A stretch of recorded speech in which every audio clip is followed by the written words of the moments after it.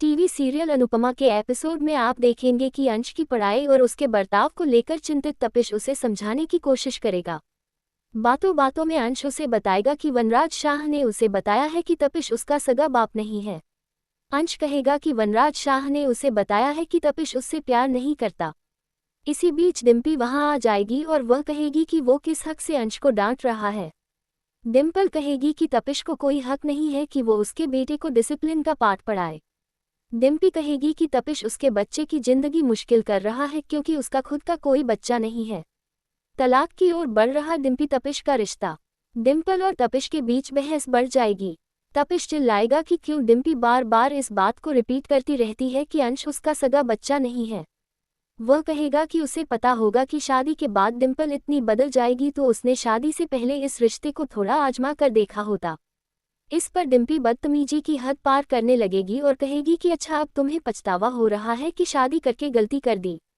इधर शाह निवास में डिम्पी टीटू के बीच चीजें लगातार बिगड़ती जा रही हैं और उधर आश्रम में भी सब ठीक नहीं चल रहा है। अनुज और बाला बनेंगे एक दूसरे का सहारा। अनुपमा और नंदिता को पड़ोस में डिम्पी और टीटू का झगड़ा सुनाई पड़ेगा। दोनों ही तपिश के प्रति संवेदनाएं व्यक्त करेंगे और कहेंगे कि डिम्पी को एक अच्छे लाइफ पार्टनर की वैल्यू नहीं पता है। बाला और अनुज कपाड़िया के बीच बातचीत होगी। इंदिरा के जाने की बात सुनकर बाला कहेगा कि उसे अफसोस है कि वो अपने दिल की बात उससे नहीं कह पाया। तब अनुज कपाड़िया उसे सलाह देगा कि अभी भी लेट नहीं हुआ है, उसे वक्त रहते अपने दिल की बात कह देनी चाहिए। बाला भी अनुज को सलाह देगा कि अनुपमा उससे प्यार करती है और उसे भी अपना रिश्ता खराब नहीं करना चाहिए। ये सुनकर अनुज एक्शन लेगा और अनुपमा से प्यार का इजहार करेगा। अनुपमा और अनुज के बीच ठीक होंगी चीजें। अनुज कपाड़िया इसके बाद अनुपमा से कहेगा कि क्या वो उसकी आध्या को उसके लिए ढूंढ लाएगी। तब अनुपमा कहेगी कि दोनों मिलकर अपनी बेटी को ढूंढेंगे। पूरा आश्रम मिलकर इंदिरा बेन को विदा करेगा और यह एक भावुक पल बन जाएगा। अनुपमा जाते वक्त इंदिरा के बेटे को चेतावनी देगी कि इस बार अपनी मां को किसी तरह की तकलीफ देने की सोचने की हिम्मत भी ना करे। सभी लोग इमोशनल हो जाएंगे। जाने के बाद जब बाला इंदिरा को मिस कर रहा होगा तब सागर जाकर अनुपमा को इसकी वजह बताएगा। इंदिरा की विदाई पर भावुक होगा पूरा आश्रम।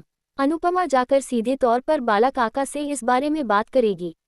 वो डरते हुए अपने दिल की बात बताएंगे और कहेंगे कि उन्हें नहीं पता कि कैसे उन्हें इंदिरा की बातें और आदतें अच्छी लगने लगी और वो उन्हें पसंद करने लगे। बाला कहेगा कि अनुपमा उस पर गुस्सा ना करे। इस पर बाला को अनुपमा अपनी और अनुज की लव स्टोरी सुनाएगी और कहेगी कि इस बारे में जरा भी असहज महसूस ना करे। अनुपमा पूछेगी कि बाला ने अपने दिल की बात कभी इंदिरा से कही क्यों नहीं। तब बाला कहेगा उसे डर लगा था कि इंदिरा उसे रिजेक्ट कर देगी।